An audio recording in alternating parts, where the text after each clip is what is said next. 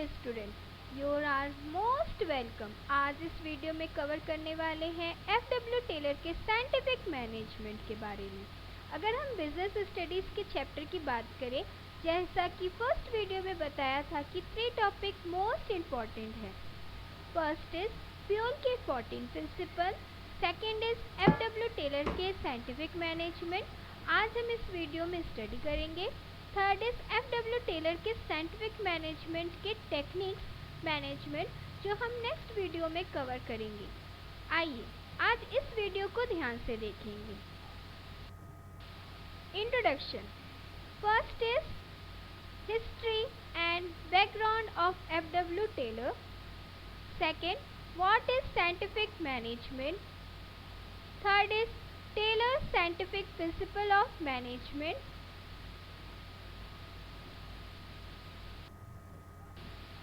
Background and history of FW Taylor 1856 to 1950. Frederick Winslow Taylor was an American mechanical engineer who chose to improve industrial efficiency. FW Taylor एक American mechanical engineer थे जिन्हें father of scientific management भी माना जाता है। इनका पूरा नाम फ्रेडरिक विंसलॉ टेलर था। जो आप इस चैप्टर में साइंटिफिक प्रिंसिपल ऑफ मैनेजमेंट या साइंटिफिक मैनेजमेंट के टेक्निक्स के बारे में पढ़ेंगे, वह सब FW टेलर के ने ही डेवलप की थी। He was born in 1856 in USA and completed his degree in mechanical engineering in 1883. हालांकि अपनी डिग्री 1883 में पूरी कर ली थी, लेकिन 1874 से ही 18 इयर्स में उन्होंने एप्रेशिएट मैकेनिस्ट के रूप में उन्होंने काम करना शुरू कर दिया था। एप्रेशिएट का मतलब होता है कि ऐसा पर्सन जो कम सैलरी में कम वेजेस पे काम करता है। काम करने का पर्पस होता है अपने स्किल को अच्छे से सीख सके, तथा मैकेनिस्ट वह व्यक्ति होता है जो मशीन को अच्छे से चला सकता हो या उसे अच्छे से ऑपरेट कर सकता हो। ऐसा कह सकते हैं कि एज लेबर के तौर पर उन्होंने काम किया।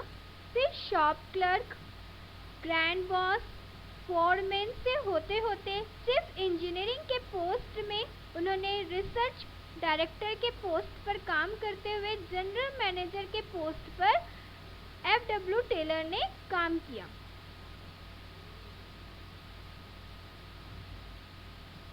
क्योंकि इन्होंने ग्रास रूट लेवल से नीचे पायदान से लेकर काम करना शुरू किया था, इसीलिए वहीं से उन्हें पता चला कि एक्चुअली फैक्ट्री में वर्कर्स सही तरीके से पूरे समय काम नहीं करते। He was one of the intellectual leader of the efficiency movement and was highly influential in reshaping the factory system of production, जिसमें प्रोडक्शन कॉस्ट बढ़ी हुई होती थी और आगे चलकर उन्होंने इन्हीं सभी कमियों को दूर करने के लिए फैक्ट्री में अलग अलग एक्सपेरिमेंट किए और इन्हीं रिजल्ट और एक्सपेरिमेंट को उन्होंने साइंटिफिक मैनेजमेंट प्रिंसिपल या साइंटिफिक मैनेजमेंट टेक्निक्स के रूप में डेवलपमेंट किया।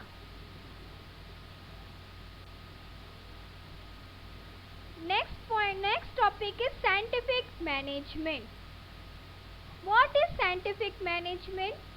मैंने इससे पहले वाले वीडियो में मैनेजमेंट के बारे में बता चुकी हूँ। मैनेजमेंट जब किसी चीज़ को संभालना या मैनेज करना होता है। आप अपनी चीज़ों को कैसे संभाल सकते हैं, कैसे संभाल के रखते हैं, यही मैनेजमेंट कहलाता है। मैनेजर को भी कई सारे डिसीजन लेने पड़ते हैं। Management is the way of something is handled. An example of management is how a person handle their personal finances. ताकि जो भी प्रॉब्लम होगा उनको सॉल्व किस तरह से मैनेजर अपने डिसीजन के थ्रू करता है। मैनेजर अपनी मनमर्जी से वर्क नहीं करता, अपने एक्सपीरियंस के अकॉर्डिंग ही वह वर्क करता है। रूल ऑफ थंब मेथड होता है। रूल ऑफ थंब मेथड का मतलब होता है क्योंकि डिसीजन मैनेजर की ही मर्जी से जैसे लिए जाते हैं, उनके पीछे कोई लॉजिक नहीं होता। इसमें पता चलता है कि डिसीजन लेने पर रिजल्ट क्या होगा? जो भी प्रॉब्लम सॉल्व करनी होती है वह नहीं होगी, लेकिन मैनेजर डिसीजन लेते समय प्रॉब्लम को हर पहलू पर ध्यान देते हुए कॉलम को डिफाइन करेंगे और अल्टरनेटिव सिलेक्शन कई सारे सिलेक्शन को के सॉल्यूशन को ढूंढेंगे और हर प्रॉब्लम उनके रिजल्ट के कॉजेस और इफेक्ट में रिलेशनशिप डेवलप करेंगे। ऐसा स्टेप लिया जाएगा और उसका रिजल्ट होगा बेस्ट रिजल्ट को अपनाता है, उसी को हम कहते हैं scientific management. Scientific management, application of science for each and every elements of management. Scientific management में ये कहा जाता है कि जो काम सोच समझ कर किया जाता है, कोई डिसीजन लेने से पहले हर चीज को सोचा जाए। लॉजिकल डिसीजन जो मैनेजमेंट के रूल्स ऑफ थंब यानी मैनेजर पर्सनल एक्सपीरियंस या केस बेस पर किया जाता हो। When all decisions of the manager are based on a research and analysis, established causes and effect relationship. Manager problem को solve करता है और सीखते हैं कि अगर गलतियां होती भी हैं तो उन्हें उन गलतियों को फ्यूचर में ना दोहराया जाए। यह प्रोसेस चलता रहता है। In words of Taylor, scientific management means knowing exactly what do you want men to do and seeing that they do it the best and cheapest way। या कि साइंटिफिक मैनेजमेंट वह मैनेजमेंट है जो actually यह पता चलता है कि आपको अपने वर्कर से क्या काम करवाना है, वह वर्कर उस वर्क को किस मेथड से करेंगे, कितने टाइम पर करेंगे और उस चीज को एक्चुअली होते होते कितना काम होगा और उसी वर्क को असेंबली होता रहेगा या नहीं, पहले इसे डिसाइड करना होगा कि कौन सा काम किन के द्वारा करवाना है और कितने टाइम में किया जाएगा। इस पे वेट एंड वॉच किया जाता है। Scientific principle of management F.W. Taylor के according 4 types of scientific principles होते हैं। First point is science not a rule of thumb. Second, harmony not a discard. Third is cooperation not a individualism. Fourth is development of each and every person to his her greatest efficiency and prosperity. First point को हम deal करेंगे, science not rule of thumb. Rules on thumb का क्या मतलब होता है? Basically organisation में management का जो भी कार्य होता है वह मैनेजर के द्वारा होता है। जैसे यहाँ पिक्चर है, एक्सपेरिमेंट के थ्रू वर्क होना या रूल के थ्रू वर्क होना, rule of the thumb.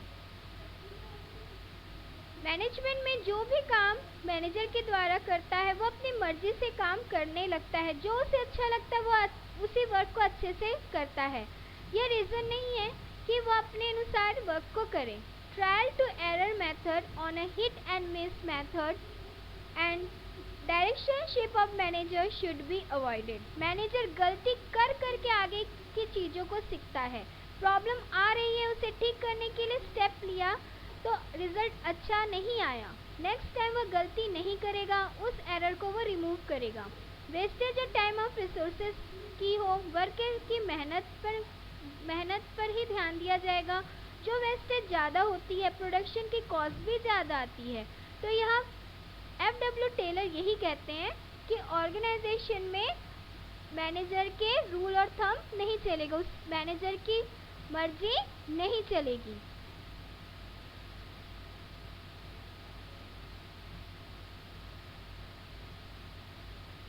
Rule of thumb means are the application of the traditional method decided by the manager based on a in situation and past experiments. Taylor यह कहते हैं कि organisation में management का काम rule और thumb के basis पे नहीं की जानी चाहिए। मैनेजर की मर्जी लागू नहीं होनी चाहिए। ट्रेडिशनल टेक्निक बिना सोचे समझे नहीं यूज किया जाना चाहिए। साइंटिफिक तरीके से मैनेजमेंट करना चाहिए। सिंपल वर्क आगे आगे कोई भी काम करना हो उसे काम को सोच समझकर सही तरीके से करना चाहिए। एक एक स्टेप के रिजल्ट को ध्यान देना चाहिए और उस स्टेप से जो रिजल्ट अच्छा बेस्ट रिजल्ट मिल रहा है उसी स्टेप को अपनाना चाहिए, उसी स्टेप को फॉलो करना चाहिए।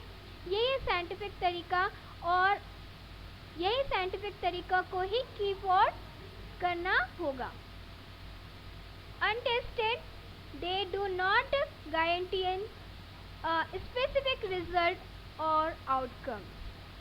हर प्रॉब्लम को अच्छे से समझो, डिफाइन करो, उसे एनालाइज करो और अलग अलग सिचुएशन में उस प्रॉब्लम को कैसे सॉल्व किया जा सकता है। किसी काम को पहले समझो, उस काम को कितने मिनिमम टाइम में किया जाए, उस काम को करने से बेस्ट तरीका अपनाना ही चाहिए। फॉर एग्जाम्पल, पुराने टाइम में एक टीचर हुआ करते थे जो सारे सब्जेक्ट को वही पढ़ाते थे। उनकी मर्जी होती थी तो वह हिंदी, मैथ्स जो सब्जेक्ट लेना रहता था उस सब्जेक्ट को वो अपनी मर्जी के अनुसार पढ़ाते थे, लेकिन टाइम टेबल डिसाइड नहीं किया जाता था। लेकिन आज की डेट पे स्कूल में सब्जेक्ट टीचर अलग अलग होते हैं, टाइम टेबल डिसाइड होता है कि कौन सा सब्जेक्ट किस टाइम पर पढ़ाया जाएगा, उसमें कौन सा टॉपिक पढ़ाना है, किस दिन पढ़ाना है, यह टॉपिक रिलेटेड टेस्ट किस दिन लेना है, हर तरह से ये डिसाइड होती। यही है साइंटिफिक तरीका, यही पहले से डिसाइड होती है, यही है साइंस।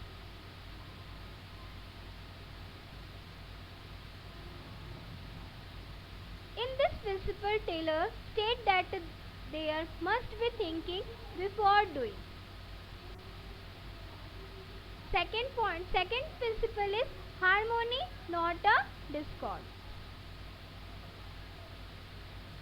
हारमोनी मीन्स होता है मिलजुल कर काम करना या पीसफुली वर्क करना। यहाँ दो पिक्चर्स हैं आपके पास, एक है मिलजुल कर काम करना और दूसरा डिस्कार्ड्स मतलब लड़ाई झगड़ा करना।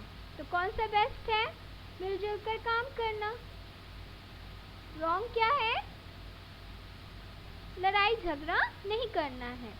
हारमोनी का मतलब होता है मिलजुल कर रहना। लड़ाई वर्कर्स कुछ प्रॉब्लम तो होते हैं, वो शांति से मैनेजर के सामने वर्क कर सकते हैं। हारमोनी में living together peacefully and Discord disagreements और आर्गुमेंट्स। ऑर्गेनाइजेशन का गोल पूरा हो सके, ऑर्गेनाइजेशन सफ़र करेगा, उसका काम पूरा नहीं होगा अगर वर्कर्स या लेबर्स स्ट्राइक करेंगे। तो सबसे पहले ये देखा जाएगा कि टेलर्स के according there should be complete the harmony between the management and workers, both should realize that each one is important. F.W. Taylor के अकॉर्डिंग कि उनके माइंड में जो भी चेंजेस लाने हैं वर्कर और मैनेजमेंट के बिहेवियर में, जो भी चेंज आ सके उन किया जाए और पॉजिटिव थिंकिंग होनी चाहिए। एक दूसरे के लिए पॉजिटिव थिंकिंग रखेंगे जिससे प्रॉफिट ज़्यादा होगा। जैसे एग्जांपल है यहाँ पर, जापान की कंपनी में क्या होता है, एक कल्चर हो गया है, वहाँ के वर्कर्स को कुछ प्रॉब्लम होती है तो वह स्ट्राइक नहीं करते, हड़ताल नहीं करते, ना ही काम बंद करते हैं। वह ब्लैक बैज पहन लेते हैं जिससे यह शो होता है कि वह किसी बात से गुस्सा है। काम करने और काम करते रहते हैं और काम बंद करने के अलावा ज़्यादा काम करते हैं जिससे मैनेजर का ध्यान उनकी तरफ ज़्यादा हो। मैनेजर यह समझे कि कंपनी के लिए कितना सारा काम कर रहे हैं। यही है मैनेजमेंट से रिलेटेड वर्क करना।